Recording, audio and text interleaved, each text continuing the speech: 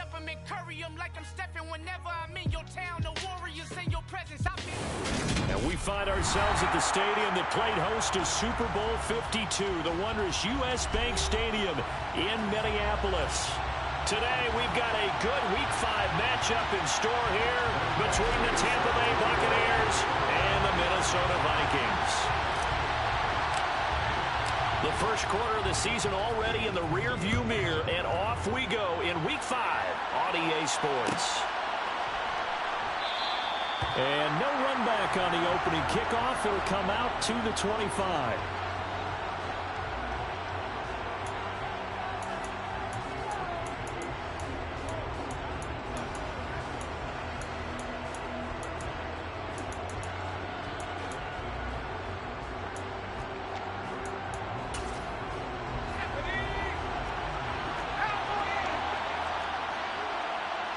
The slot man in motion right.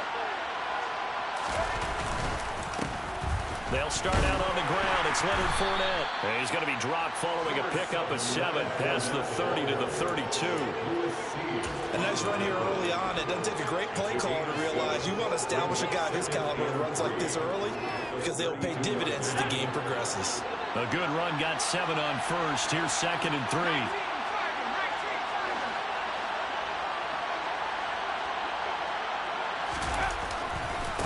Again, it's Fournette. And they'll stop him after a gain of a couple to the 33.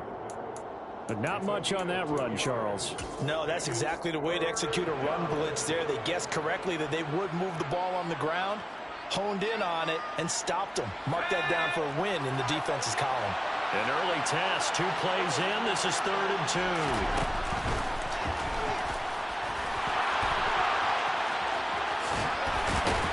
And he'll have it past midfield almost to the 40 before being taken down. A big-time gain there on the keeper, using his legs to hurt him. First down. That may be a sneak peek on this opening drive of what this young rookie can showcase, his legs. And normally, as you start a game, you're just thinking, can he get the snap? Can he hand off? Can he just execute? Instead, he doesn't waste any time on wrapping another dimension to his game, showing off those wheels and picking up some nice yardage. It's a 6-yard gain on the ground, and that'll make it 2nd and 4. A quick burst there, and he nicely bit off a pretty decent gain. 6 yards on that last play. Here's 2nd and 4.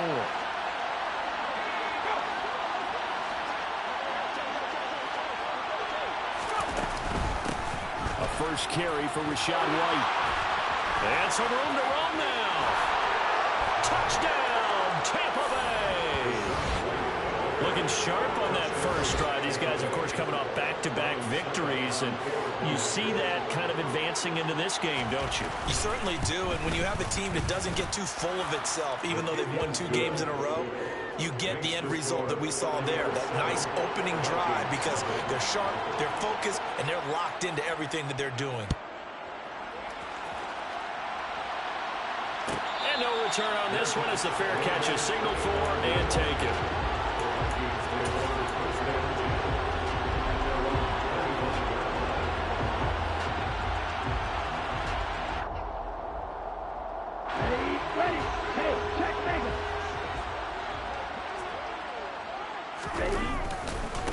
Here's Cook as they begin on the ground. And not a whole lot of room to operate there on the first down run. He gets maybe 3. Well, this defense for the Bucs, they put together a strong effort last week in the win over Chicago. Yeah, what stood out to me on tape, the way they were flying to the football. So that tells me that they've got all their assignments down, and they're playing with extreme confidence.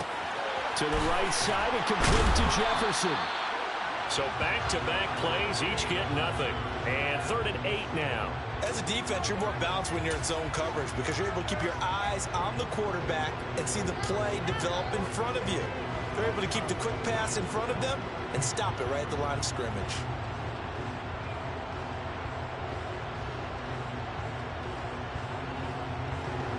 And the Bucs with an extra defender in the secondary now on 3rd down.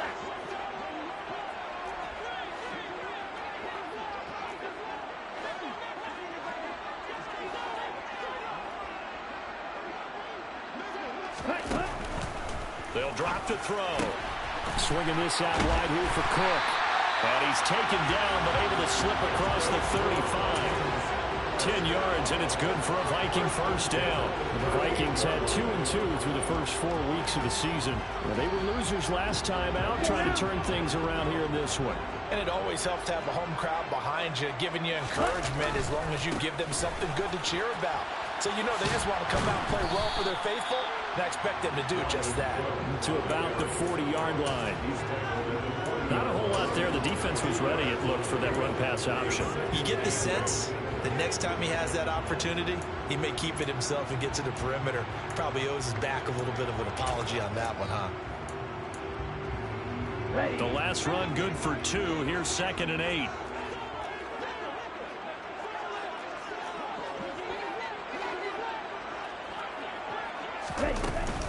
Here's Cook again. And able to get a couple as he's across the 40 to the 41. They are in need of 6 yards here if they hope to move the chains. Here's a play fake as they set up to throw. Into double coverage, and it's intercepted. Carlton Davis picks it, and the Buccaneers are going to take possession of the football. Defensively that time, they were in zone coverage. As a rookie QB, what lesson can you learn there? Well, understand this. You saw zone in college, and the defensive backs reacted, but they don't react like they do on this level. So when they're in zone and they see the ball come, touchdown, Tampa Bay! Russell Gage, his 3rd touchdown now on the year. And the Bucs are able to strike quickly to add on to their lead. Extra point put through by Succop, and that'll make the score 14-0. Buccaneers 14, Vikings nothing. The Bucs ready for the kickoff, and here we go. It's in the air.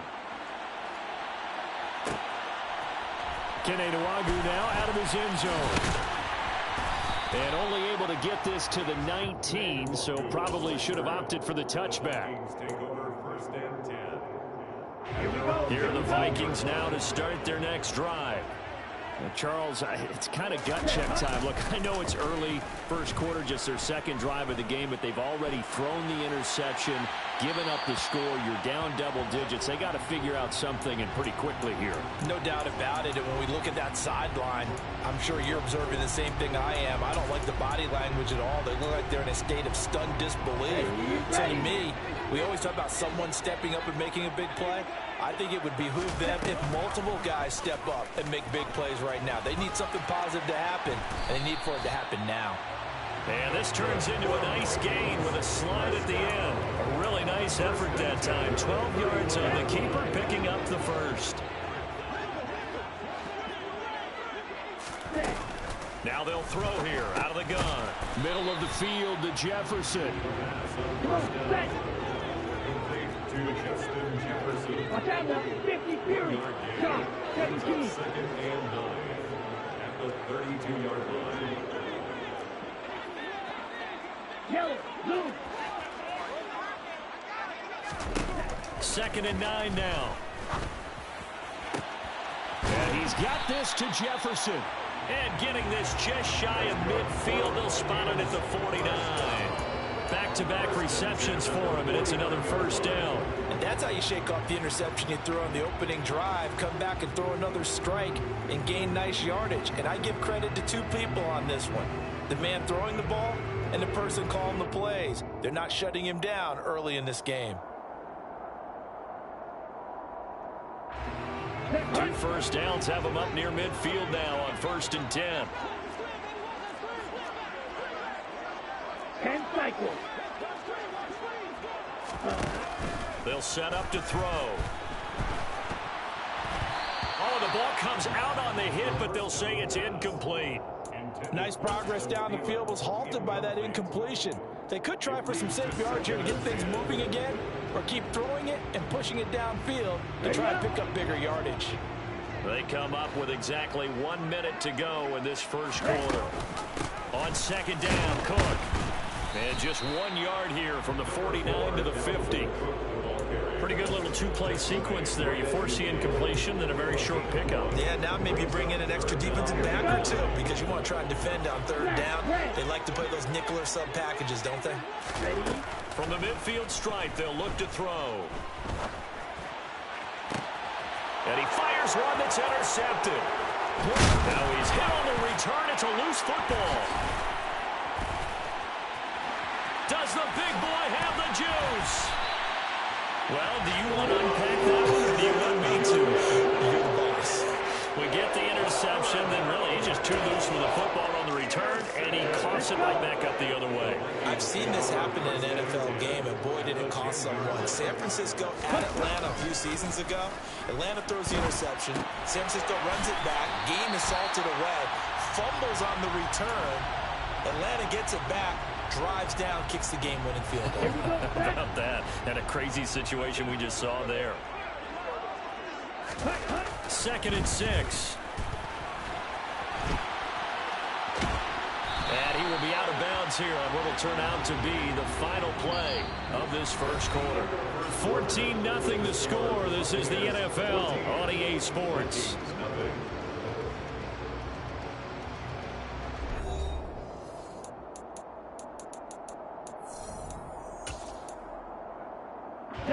The Vikings on 3rd down. Just 1 for 3 thus far. This time it's 3rd and 3. He'll look to throw. And it's caught in the end zone for the Viking touchdown by Justin Jefferson. A 3-yard touchdown pass. And the Vikings have cut it back within a score.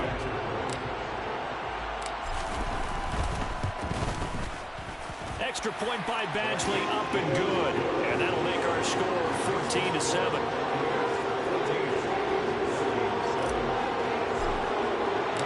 Following the touchdown, Badgley out there to kick it away. Darden now going to bring this one out of the end zone. And he had no room to run as he's tackled down inside the 20.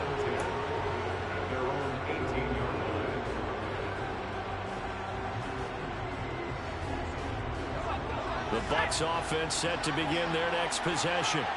Well, partner, coaches always say that every play is designed to score a touchdown. Sometimes that's not really true, but last drive, that was the case. One play to get into the end zone, and now they'll try to duplicate that success here. And it's rare for those moments to happen.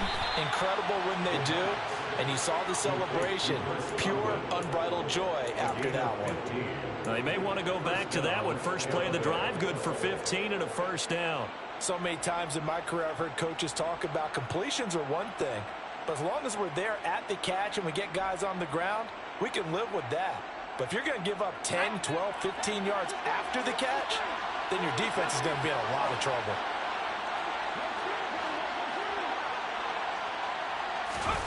Oh, they're going to run a little pop pass here. And he's going to be met at the line of scrimmage and taken down. That's a nice job there defensively, being able to diagnose that little touch pass. They saw it coming, converged on it before he could get much out of it.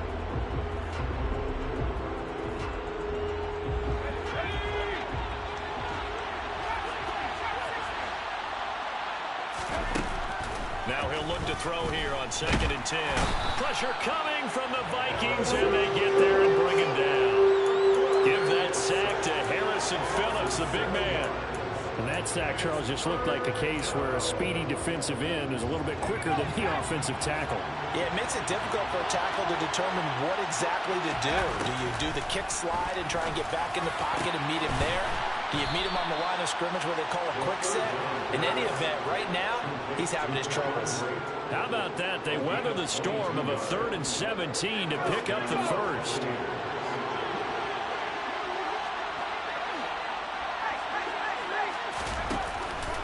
A shotgun give to Fournette. And he is going to lose yardage here.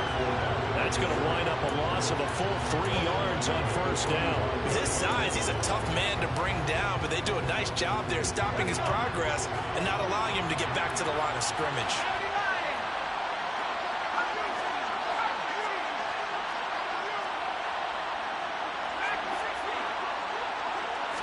Second and 13. And Brate, the tight end's got it. So back-to-back plays, each get nothing. And it'll be 3rd and about 13.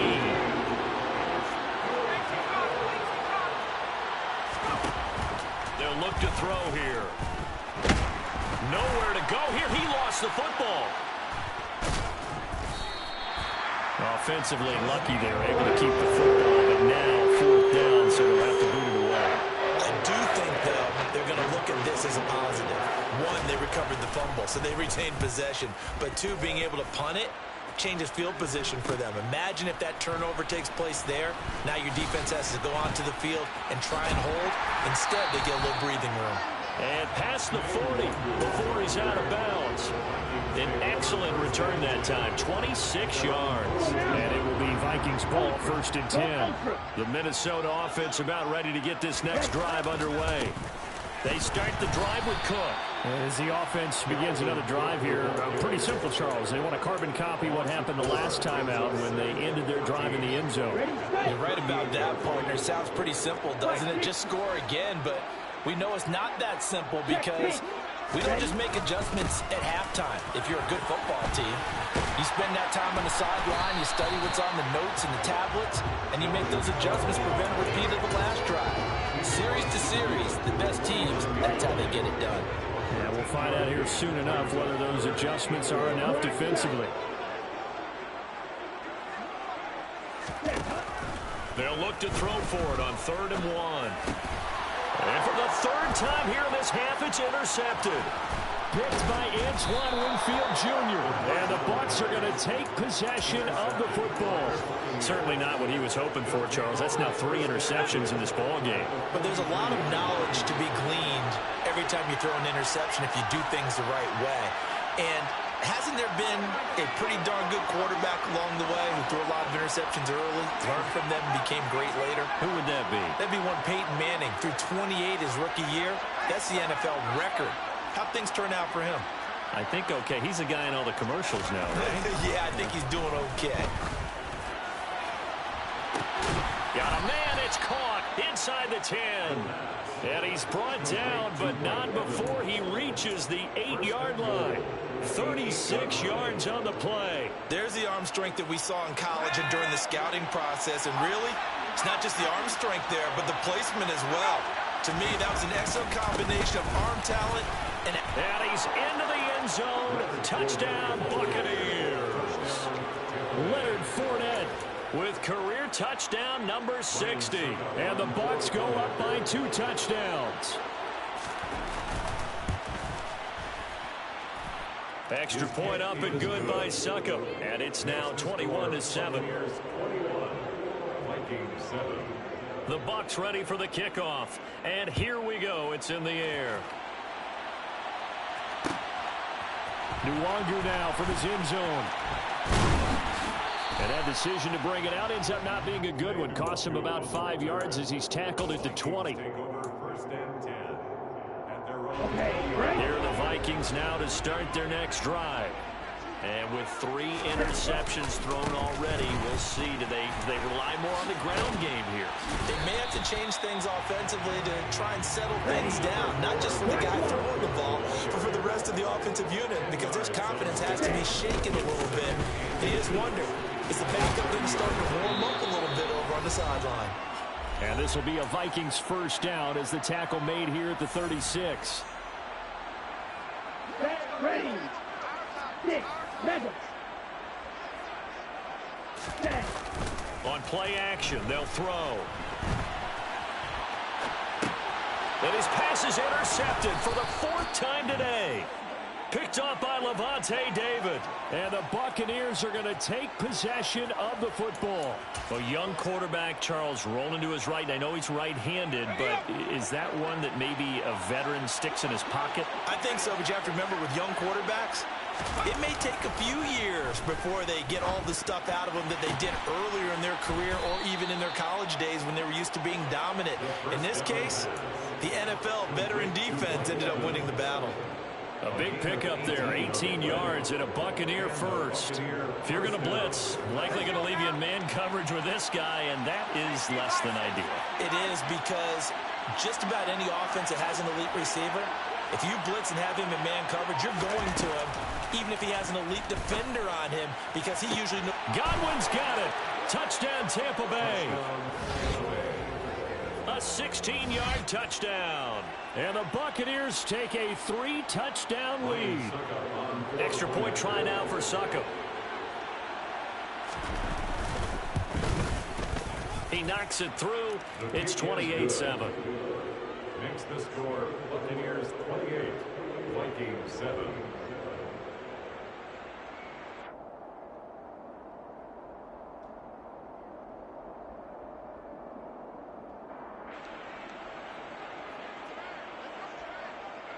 The Bucs ready for the kickoff. And here we go. It's in the air. And a fair catch signaled for and taken successfully. The Vikings take over first and 10 at their own 25-yard line. Here we go. The Minnesota offense about ready to get this next drive underway. And Charles, we'll see what they can do here. Not a ton of time left, but enough certainly to get points out of this drive, and they need them right now because they're trailing. Yeah, and this is exactly why you practice a 2-minute drill all through camp and at least one practice each week before a game. A minute left, more than enough time to string a few completions together, reach the end zone, and then make that walk back to the locker room just a little more animated. This to C.J. Ham, the fullback. And he's able to get this one up to his 30 before he's out of bounds. 5 yards, now it's 3rd and 5. Good, sure hands there from a guy not accustomed to catching a whole lot of passes. But how about the way he was able to pull that one in and pick up good yardage? Out of the gun, they'll look to throw. Throw left side on target to Thielen. And he will have a Vikings first down by about a yard as they find a way to convert there on 3rd down and 5. Ball up to the 35 now as they come up on 1st and 10. Off the play fake, he'll look to throw. Oh, going for Jefferson downfield. And this is taken in at the 5. Now the Vikings will use the second of their timeouts as the clock will stop with 21 seconds to go here in the first half. This is 1st and goal and a golden chance to get a score back here before halftime. And oh, it'll be intercepted. Picked off by Jamel Dean. Accelerating, and off he goes. The 40. Past the 20. And it's a pick 6. He brings it back to the house for a Buccaneer TD. I mean, at this point, CD, what is not going their way in this first